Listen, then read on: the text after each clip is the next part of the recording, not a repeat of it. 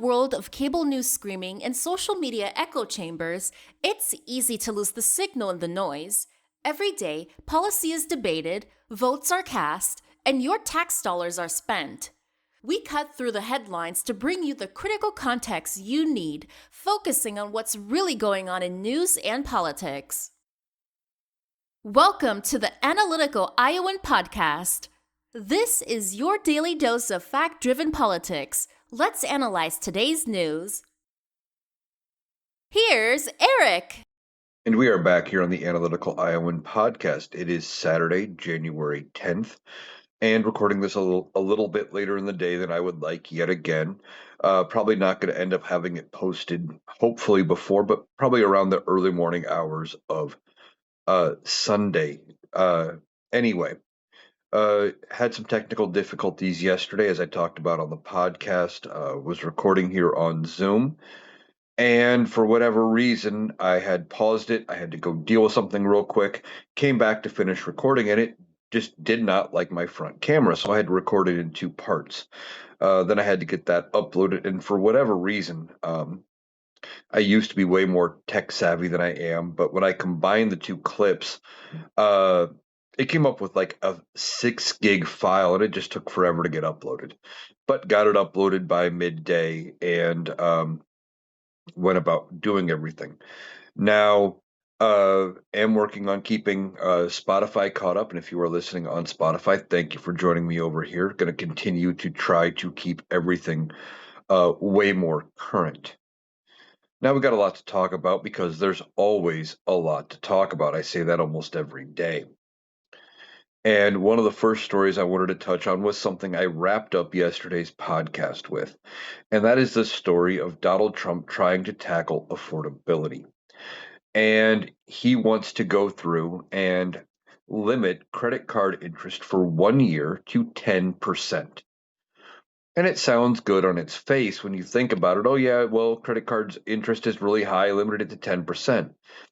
But that really only helps people who are carrying a balance month to month and who are in a higher than 10% interest bracket. Now, I know several people who are in that category. I also know several people who will purposely take out a new card because they've got a 0% balance transfer and transfer their money over to a new card, and they play swap the card all the time, trying to save themselves interest money. It's going to help some people if they get it through and if they actually implement this. However, this is also Donald Trump. He flip-flops on so many things, it is not funny. He could walk this back tomorrow for all we know. This came out on I think it was Truth Social, but it was on a social media post either way. And this also comes after last year, in the early months of this administration, he walked back and ended a Biden era rule that would limit all fees from credit card companies to $8. And it was also going to limit the amount of fees and how they could put those fees on and things like that. Because $8 is a reasonable fee for some of the stuff that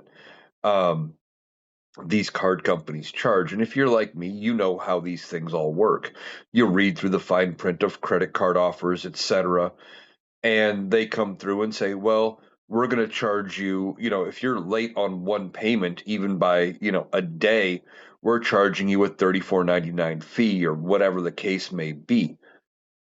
Well, why do they get a big fee like that on top of already getting all of the interest that they get to charge? In some cases, I've seen cards as high as 34, 35%.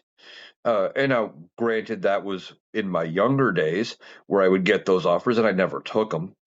But that was when I didn't have a lot of credit built up. And when you are struggling and you don't have access to good credit card companies like to take advantage. And one of the things that came out of the 2008 housing crisis was the Consumer Finance Protection Bureau. Let me get that straight. And they are in charge of fixing how banks and other monetary entities work when it comes to lending and credit and all of those things. Okay. Before the 2008 housing crash, I remember getting card offers where, oh, yeah, we're going to offer you a $300 credit limit credit card.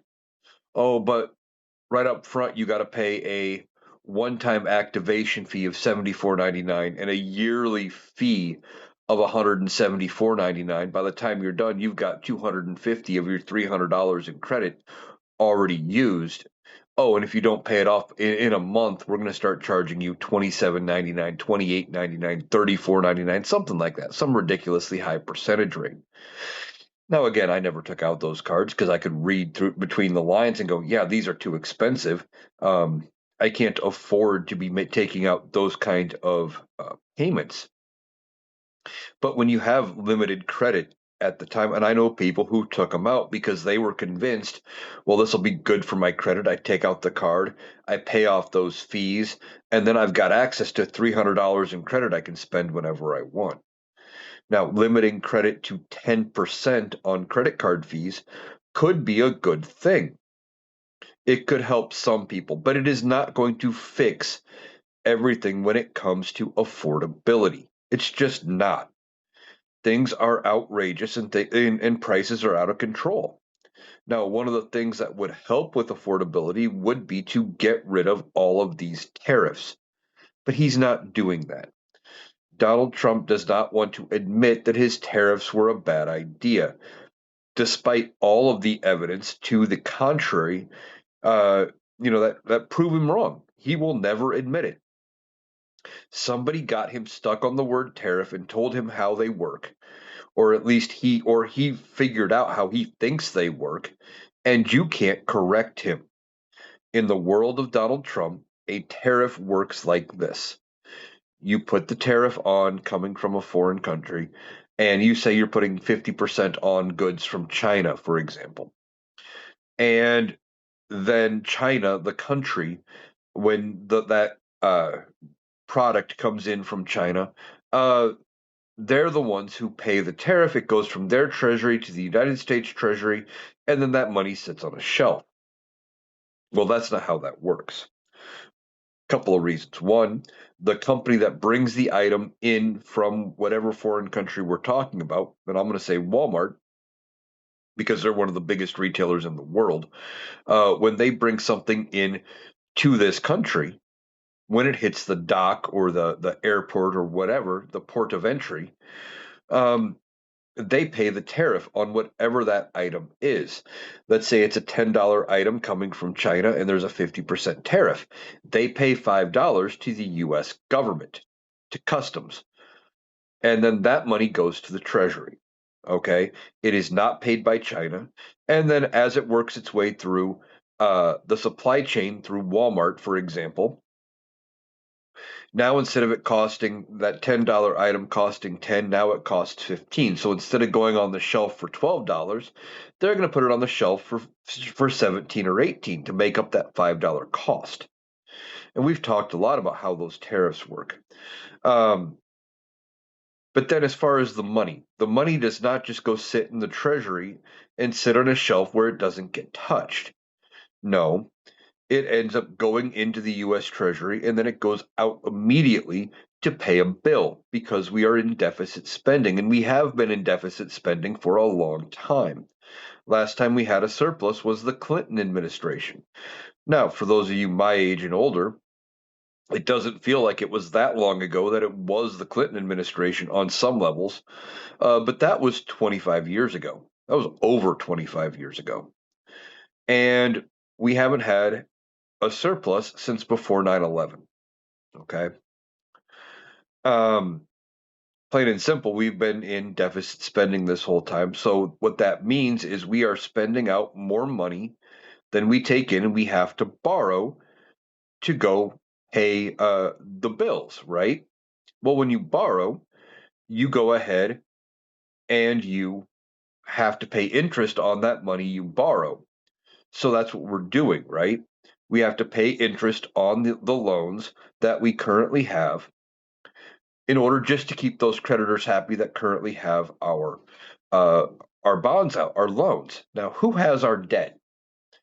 Well, lots of countries around the world, including China, including our allies.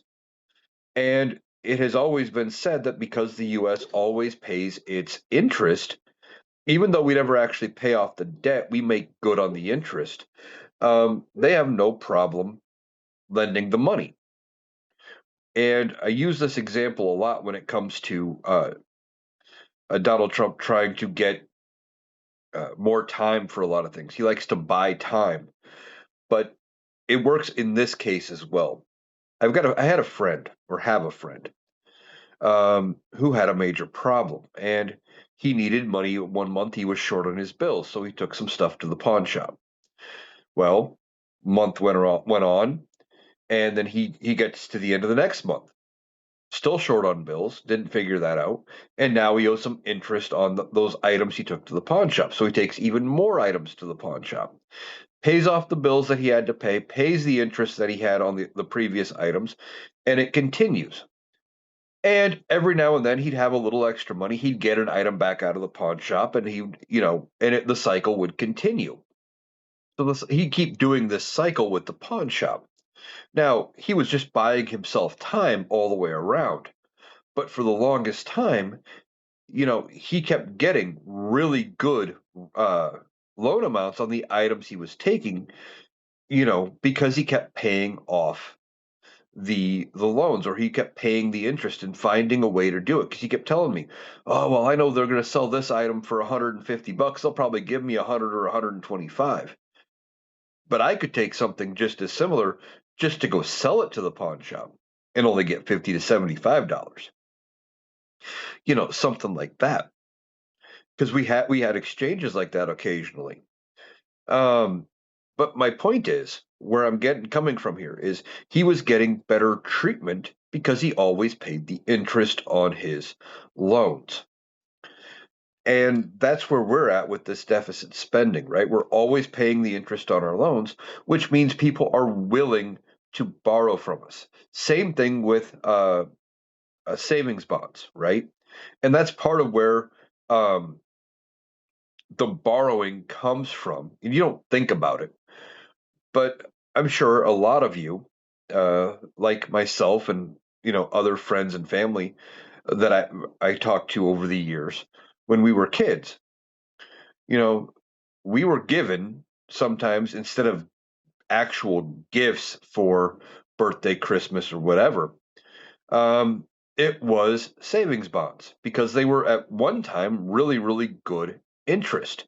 You would buy a bond for half value, and say you bought a $50 savings bond, you'd pay 25 up front, and in like 7 years, it had earned enough interest to be uh, worth its full value, and it would continue to gain interest over the years. Now, at some point, they really lowered the bond interest down to where it's like 15 or 20 years before it equals full value now, and I don't think bonds are as big of a gift at this point. But I remember years and years of getting at least one bond a year, because they had been such a good investment. And maybe I'm in the minority in remembering things like that, but that's how the US government pays its bills, right? And when I say pay the interest, or we have to pay out on the interest on the money we borrow, that includes things like savings bonds. That's kind of how the tie-in here is. So if I had a $50 savings bond today and I went and go cash it in, well, they would give me the $50, right? Or whatever, however much it had earned in interest from when it was bought to now. And that would be them paying the interest due, right? And that is where, like, the tariff money comes in. When it hits the account, it goes out to pay things like that. And if there's no money there, because there's never any money there, because we are in deficit spending, technically the U.S. government, it's always moving money around, borrowing here, borrowing there, borrowing from other countries, trying to just keep things shuffled around. Okay. Um, so where I was going with all of this was talking about Donald Trump and the credit cards and the tariffs. I kind of went off on a tangent there, but if he's really wanting to help um, fix the economy and fix affordability, he'd get rid of the tariffs and make things more affordable. Now, we are still waiting for a Supreme Court decision on the tariffs about whether or not they're even legal and what that would look like as far as how they have to be repaid. Now, I'm still convinced that if that money has to be repaid to the companies that bought it or that paid them initially, that they're just going to end up putting it on their bottom line, calling it profits, and moving on. That would not surprise me in the least. Okay. I mean, that's just how big business operates. They're always looking for ways to add to the profits. Now, Donald Trump was asked by a reporter about the tariffs and the rebate checks and was asked point blank, so when can American citizens expect these $2,000 tariff rebate checks? And he kind of looks a little confused. He's like, "Did I say that? Did I say we were doing the checks? Oh well, we're doing tremendously with these tariffs. We're making so much money with them. Yeah, the tariff rebates. They'll be coming. They'll be coming." And the point there is, he didn't even remember that he made these promises. Yet MAGA holds on to every word Donald Trump says. They act like it is the word of God himself. It's just ridiculous. Donald Trump doesn't remember the promises he makes to him. He just says whatever idea pops in his head in the moment that it happens because he knows it's going to be a good clip. It's going to be a headline. It's going to be positive press. That's all he cares about. He comes out and says, I'm giving you guys $2,000 rebate checks. Everybody cheers. Everybody's happy. He looks like a hero. And then when he comes down to nut cutting time and he's got to actually cut the check, well, we got to look into doing it. Don't know when they're going to really come out. They're coming out down the road. And he ignores it. Or he says, well, did I really say that? Now, some of that could be the dementia. We've been dealing with the fact that he is not well. He's just not. He is forgetful. I talked about it on yesterday's podcast. He had this meeting with the in the Oval Office with all these oil execs, and at one point he just gets up in mid meeting, wanders over to the window, kind of looking out. Oh, is this where the opening to the ballroom's going to be? Like he had completely lost the plot about what they were even there talking about, and just his brain shifted to construction ballroom. Okay, we're gonna go look at that now.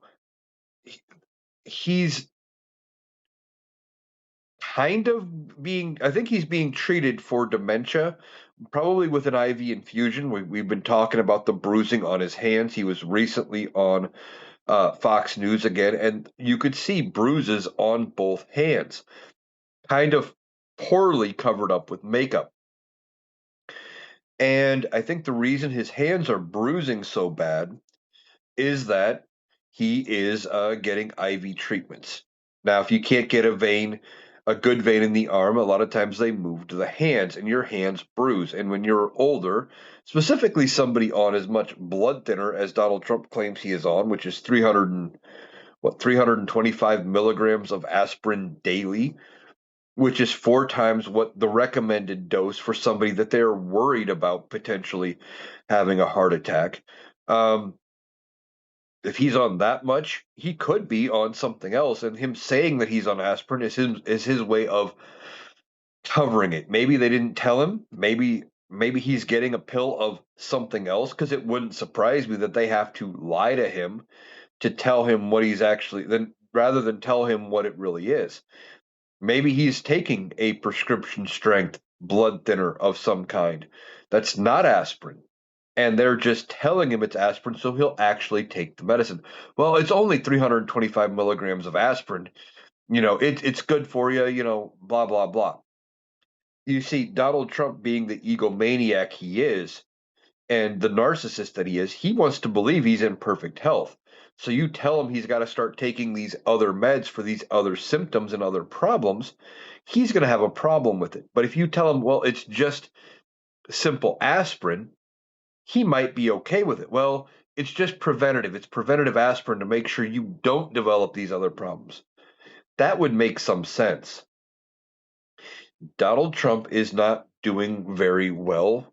I say it a lot, but I don't believe he makes it to the end of 2028, to the end of his term. Now, I was talking to a coworker just today, and she was asking, when are we going to be rid of Donald Trump? When is he going to be gone? For all of the illegal things he is doing, for everything he is attempting to do, for all of it. And the answer to that is complex, but the big part of it is 2029, January 20th, 2029, at the end of his term, if he lives that long.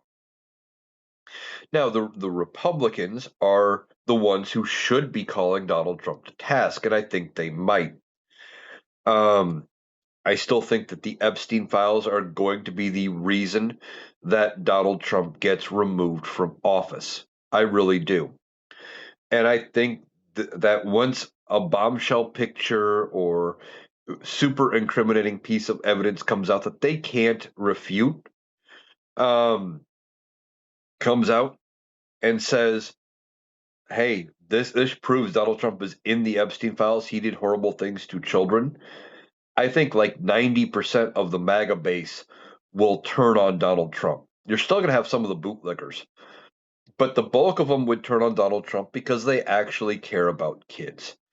In their own weird, twisted way, they believe what they are doing is for the betterment of society for kids. They're wrong in a lot of ways.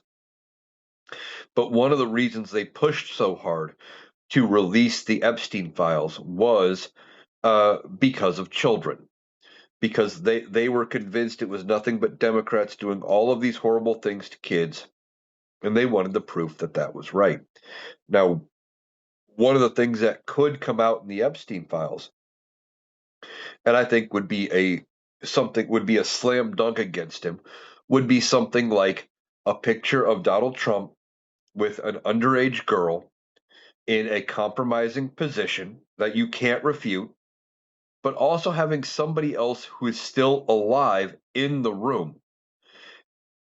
And what I mean by that is, let's say Bill Clinton's in the files, and there is a photo of Bill Clinton, Donald Trump, and a victim of Epstein in a compromising position on, say, Donald Trump's lap. And I don't know that that's what's actually there, but if if there's a picture like that that exists that shows Bill Clinton in the same room with Donald Trump with an underage victim in a compromising position where that proves Bill Clinton can come out and say, uh, yeah, that's a legit photo. And maybe Bill Clinton's a bad example, but you know what I mean.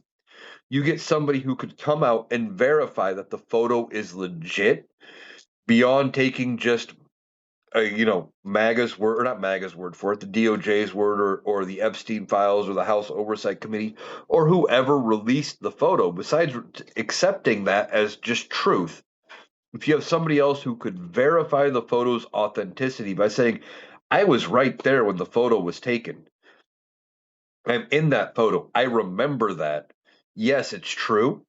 That might be enough for MAGA to turn on Donald Trump. Now, when the Republicans ultimately turn on Donald Trump, what I think is going to happen here is they are going to impeach him. And when they impeach him, it is going to start a snowball effect, right?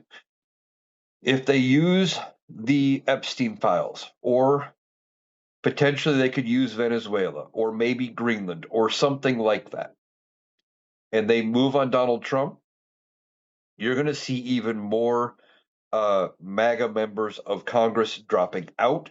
Like when the Republican Party decides to turn on Donald Trump and they remove him completely, being connected to MAGA, saying things like "Make America Great Again" are going to disappear from the Republican platform. They're just going to. They are going to be moving away completely from Donald Trump because they are going to have come to the conclusion that it is a losing strategy. Now, when do they get to that point? Well, like I said, either when that compromising photo of Donald Trump comes out, where he is shown 100% connected to uh, Epstein, and they can't walk away from it, they can't back from it. That might be it. Depending on how things go with Venezuela, potentially that could be the thing where they move against him there, or it could be because he's been talking about Greenland again. And just yesterday, he comes out and says, well, when it comes to Greenland, they're either going to join us the easy way or we can do it the hard way. Now, the easy way is probably talking about the idea I think I talked about in either yesterday's podcast or the day before, where he floated this idea of having $10,000 to $100,000 payments for every resident of Greenland, which could be anywhere from half a billion to $6 billion. There's like 57,000 residents in Greenland, um, and that he's trying to basically buy them off to get them to come to the United States. But why would they? Why would they want to come to the United States? There's no logical reason for them to do it. They are part of Denmark. They have universal health care, and they're in a better position, and they're pretty much left alone. But Donald Trump wants Greenland, and he wants it defensively. And something he said, and I think this was from that same press conference where he talked about doing it the easy way or the hard way. But I'm not sure exactly where this clip came from. He was asked, why do we need to own Greenland? We already have a military base there. Couldn't we just build up our defenses there and cover it that way and do the same thing and work with our allies? And he comes back with, he goes, well, when you own something, you defend it a lot stronger. You have to own it. When you're renting, you don't really care. So he's looking at it like a property deal, like being a tenant or a landlord situation. But that also is very telling because that means we have bases all across the world. In a lot of our allied countries, we have bases. And does that mean he doesn't view them as defensible? Like we shouldn't defend them? If something happens to our allies and we have troops in that country, are we not to go help them? This whole thing is not well thought out by Donald Trump, but that's typical Donald Trump. He doesn't think ahead, he doesn't think things through. Now, we are also hearing that he is talking to the Pentagon and he is asking his generals to come out and draw up plans for a military invasion of Greenland. And they're pushing back right now. They're saying, "Yeah, we really can't do that. That's not something we can do because of our allies and our NATO alliance and things like that." But he basically says he doesn't care. He is considering a full scale invasion of Greenland militarily. Now, it wouldn't take much for us to invade Greenland. It really wouldn't. But the infrastructure to do what he wants to do in Greenland, which is basically, it's all about natural resources, kind of like Venezuela was all about oil. Um, and he wants to go after rare earth minerals, which are abundant in Greenland. And he doesn't think that Denmark should have control over where those rare earth minerals go and how they are used, etc. He thinks he should just get control. So if they do some kind of military invasion of Greenland, that may be a bridge too far for Congress, for congressional Republicans. They may have to make a move and remove Donald Trump just because uh, he's going after an ally. Now, Donald Trump doesn't care if it pulls us out of NATO or it breaks apart NATO. He doesn't care. Why? Because NATO is something that he is looking at that is going to tell him no. right? And because NATO doesn't work the way he thought it did. He kept talking about how he was going to get the NATO countries to pay more, to pay more, to pay more, like they were putting money into some kind of shared checking account, and they don't.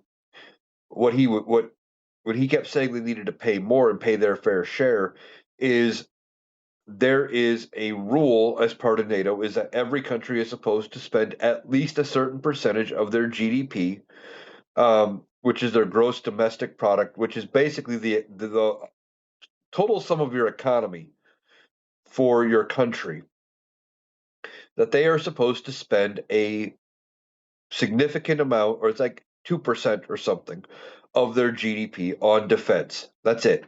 Now we spend like 20 or 30% or something like that. It's a lot. But they weren't paying nearly as much as we were. He kept saying, well, they got to pay their fair share.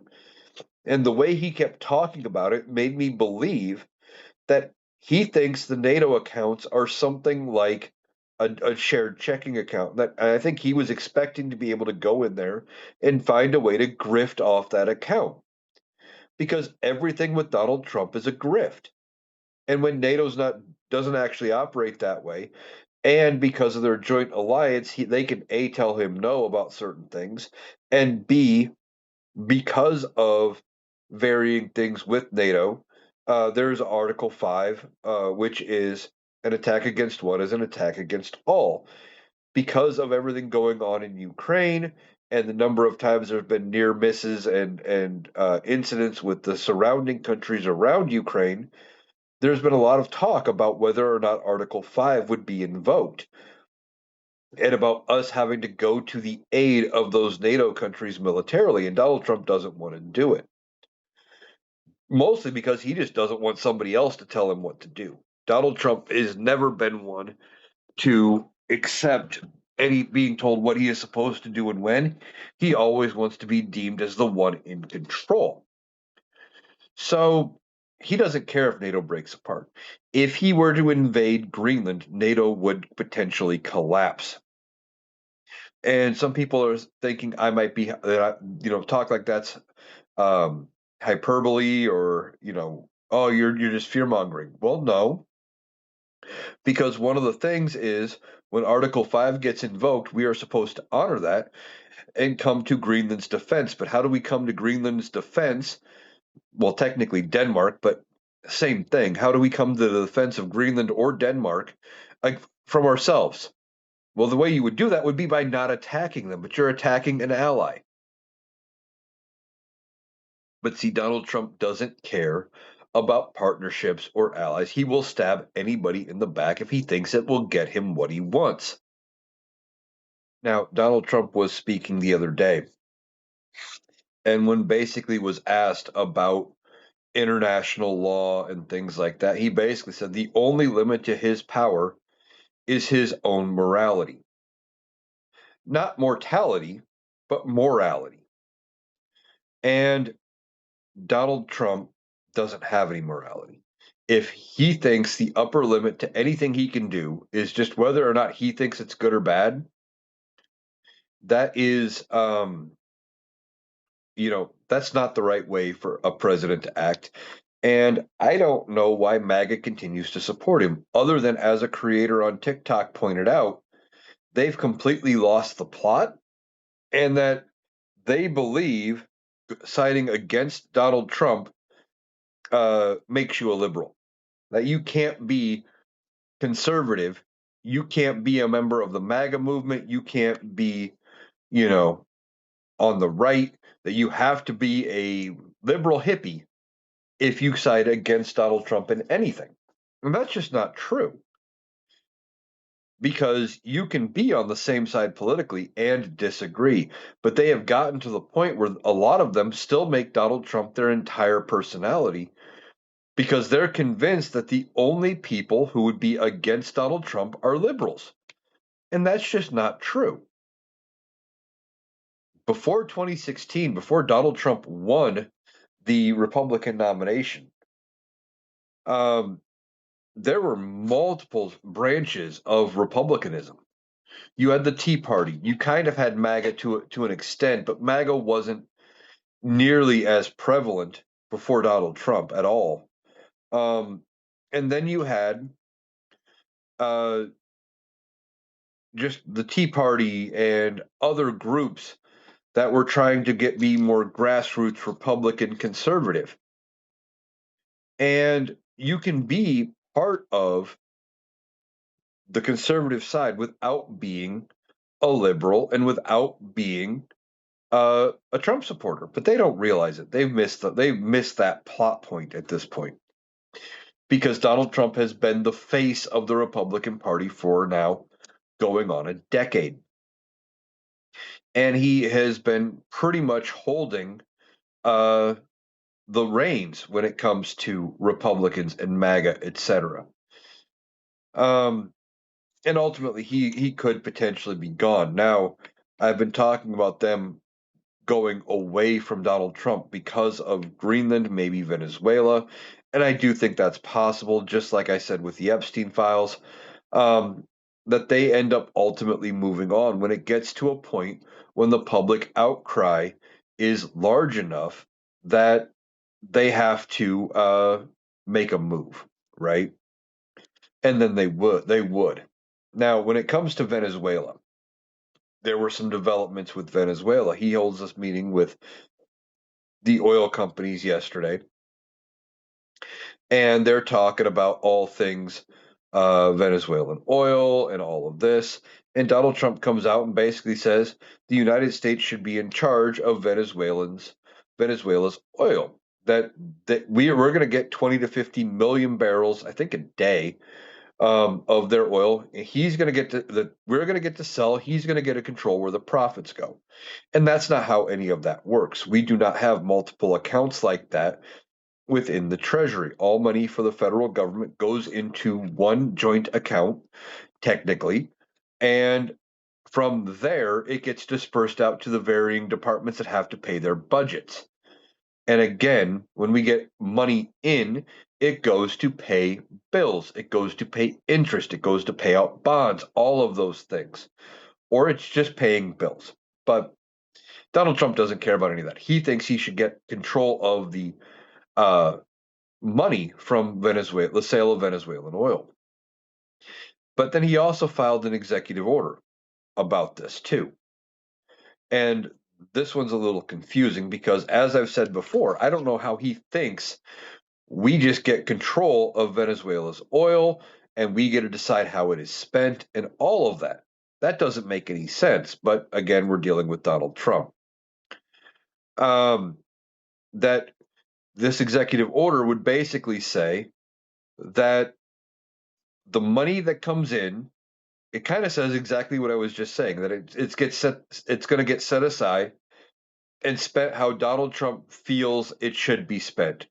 And it talks about building up infrastructure and helping Venezuela and rebuilding Venezuela and doing these things. Well, one, how is that America first? It's not.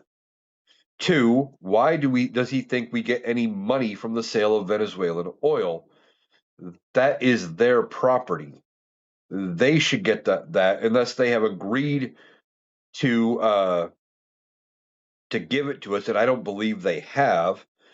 Um, that'd be like me going to my neighbor's house, taking their lawnmower, putting a for sale sign on it in my yard, and saying, "Well, I got to keep the money because I'm selling it for you." It was never mine to sell in the first place. But see, Donald Trump doesn't believe in laws or anything. He thinks he just gets to do whatever he wants, that he has absolute immunity and nobody should be able to question him about anything he does. Donald Trump wants absolute power to do anything and everything. And for whatever reason, Republicans in Congress and the MAGA side hasn't decided that it's bad. Now, if you flip the question around on them and you were asking them, well, what if Joe Biden did this? Oh, they'd have a field day. What if Kamala Harris did this? They would have a field day. If she was president and doing half the things Donald Trump was currently doing, they would be calling for her impeachment, her arrest, and everything. They would be going absolutely bonkers. But again, because they are convinced that you can't be against Donald Trump and still be a conservative, that they've lost the plot, right? At this point, they don't know what else to do. So they're just going to keep bootlicking and backing Donald Trump and doing all of these things for now because they feel they have to. Now, ultimately, at some point, Donald Trump is going to be gone. Whether that is because Republicans have finally had enough and they've kicked him out, which I think could happen. And I don't know if we've gotten to that point yet, but it could happen because of the Epstein files, because of Venezuela, because of Greenland, like I've talked about. And that would mean that they impeach and remove him. Now, we've talked about impeachment before, but if they impeach him, which is just criminal charges brought against him in the House, I do not expect those charges to pass the House of Representatives unless they know they have the votes in the Senate to remove him. Okay? They're going to go into it knowing full well that he is going to be removed. And when that happens, and Donald Trump, if he does get removed, they're saying, okay, we are moving on 2028 with JD Vance. And JD Vance is now going to be our guy. Now, I've already had people asking me, well, Eric, isn't that worse?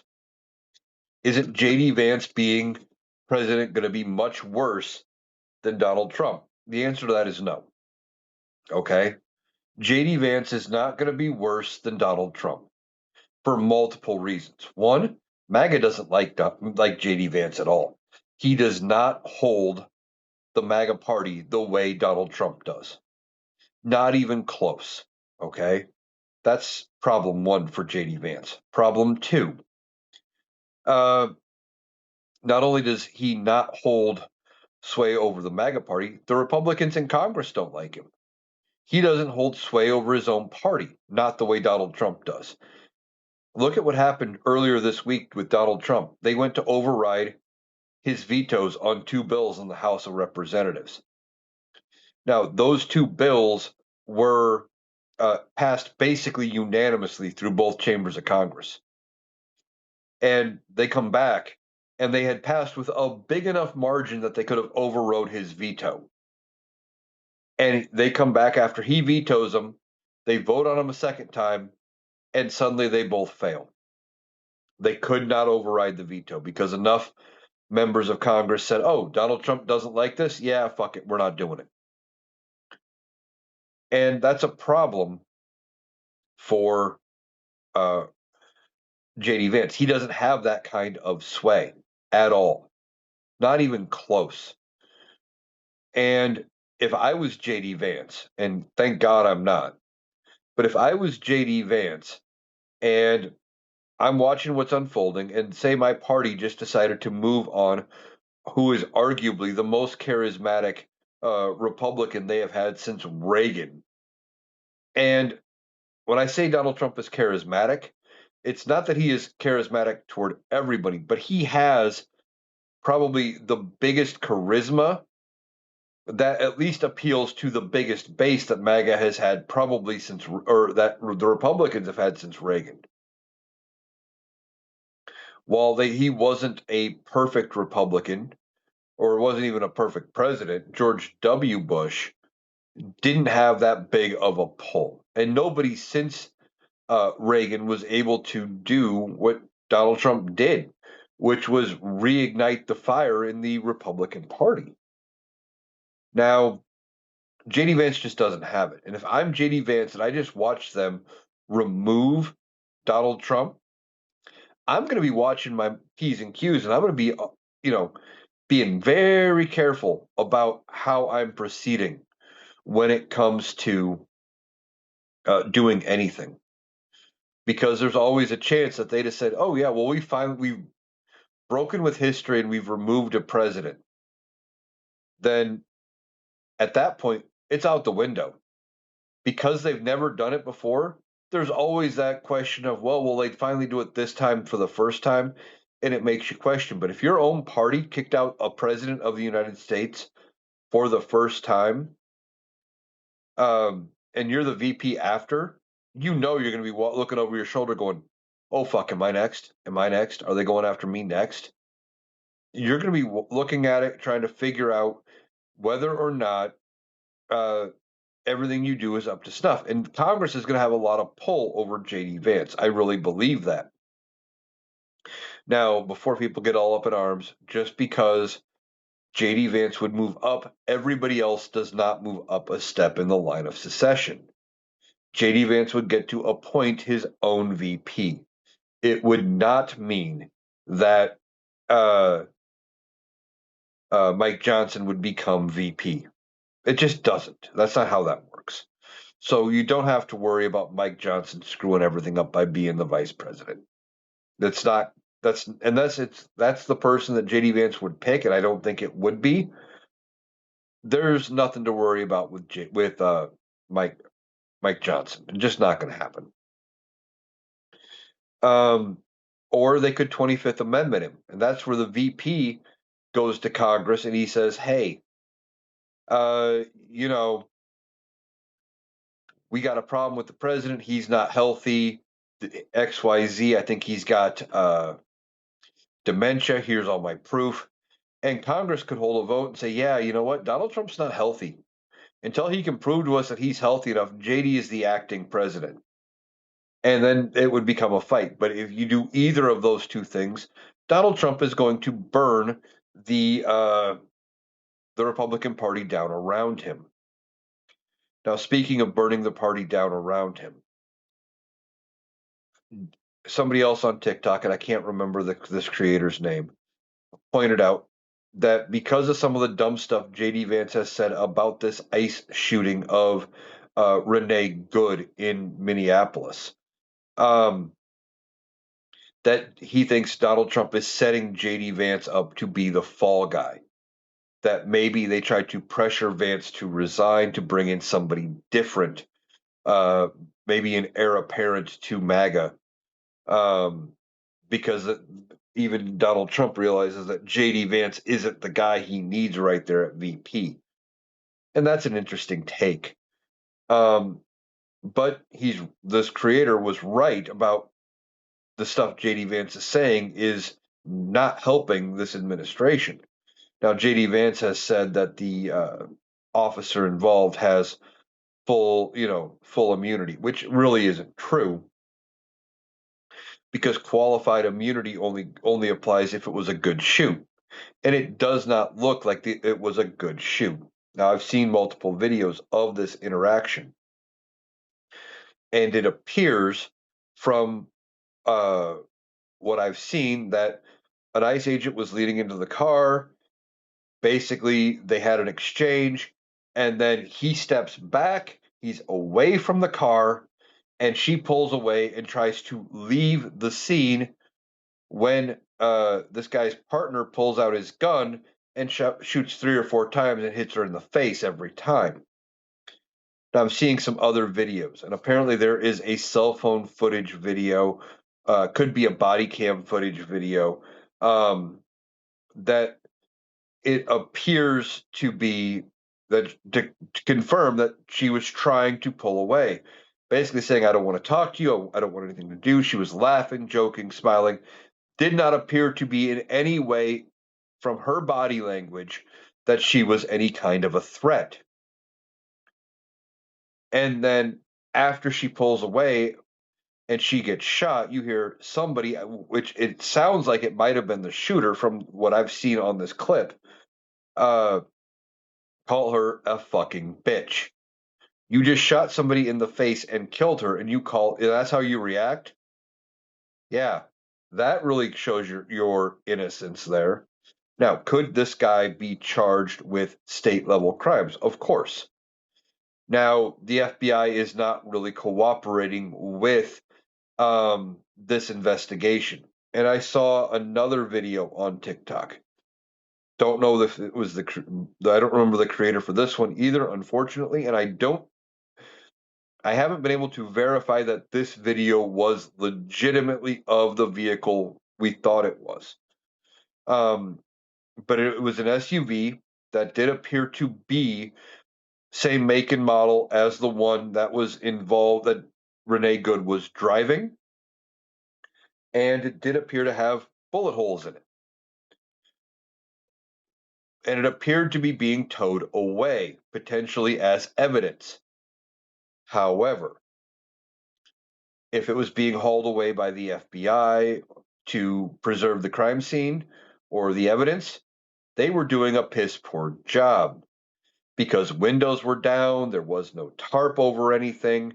It was just as is on a flatbed of a truck, trying to contaminate the evidence inside, potentially. That's at least what it looked like. Again, I don't know for a fact that that video was legit and that it was of the same incident, but playing on the radio in the car that was driving next to this tow truck, you could hear them talk about the incident that had taken place in Minneapolis. This does seem like the FBI is trying to cover something up. Now, the problem with all of this when it comes to the FBI is we've put our faith in places and institutions like the FBI, the ATF, even ICE up until this administration, that we, for the most part, put our faith that they would do things the right way. And if they're not, there needs to be a reckoning when this administration is gone. There needs to be a house cleaning. And top to bottom, uh, these agencies and wholesale, they need to be gone through, figure out who is complicit, who is doing things to help out Donald Trump, who's willing to violate chain of evidence and uh, cover things up, all to protect Donald Trump, and they need to be gone. And we need to hire people who have the integrity to do what is necessary. We don't need uh, an FBI, a DOJ that is willing to cover up the actions of this administration and other criminals. And now we've also heard about ICE agents, that a lot of these ICE agents are piss poor trained, and we're seeing some reaction videos. I saw another video where it appeared this woman was, very strongly giving her opinion as to what she thought about ICE. And the ICE officer basically grabbed her phone and shoved her down. It was trying to take her phone, all because she was saying something he didn't like. And that's a problem. These ICE agents, they're picking up anybody and everybody who's willing to do the job, whether they can meet the physical requirements or not, and whether they have any law enforcement training or not. And in fact, remember, ICE isn't law, they are law enforcement, but they are not the same as, say, local or state police. They're not there to do just routine traffic stops. They're there for immigration enforcement. And this woman was not an immigrant. They had no reason to suspect she was an immigrant. And basically, they opened fire for some reason. It's not even clear as to why they opened fire on her, other than she was trying to leave and get herself out of that situation.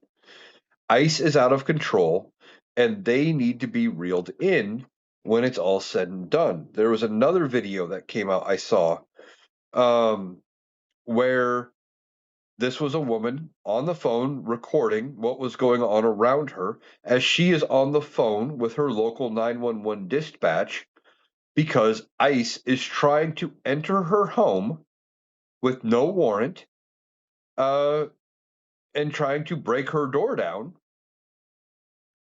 all to get her DoorDash driver, who was an immigrant. And they had no warrant, no reason to detain this person, this DoorDasher. No reason to suspect that this DoorDasher potentially even was here uh, undocumented, illegally. And basically, they were saying, screw your Fourth Amendment rights of search and seizure. We're going to come in anyway. They don't care. It's not about due process with them. But when they do scream about due process, when they're on the receiving end. Republicans and MAGAs loved to scream about due process and unfair treatment when they got charged after January 6th for the crimes they committed. When they did get due process, they were allowed an attorney. They had trials. They were sentenced for the crimes they committed, and they had to go sit in jail. They screamed and hollered about it being unfair and a violation of rights and due process and all of those things. They only don't seem to care when it's people they don't like, people of color, um, immigrants, etc. And that's just how MAGA is. And there's no cure for that other than to, enact policies and legislation and just a whole bunch of social norms where we push them back under the rocks to where they at least have to keep it hidden and make it so unwelcoming for them that they realize that there's no place in this country for people who think like them. All right, that's going to do it for the Analytical Iowan podcast for today. I'm going to be back tomorrow with another episode because there's always stuff to talk about. And I hope you have a great day, and we will talk to you again tomorrow.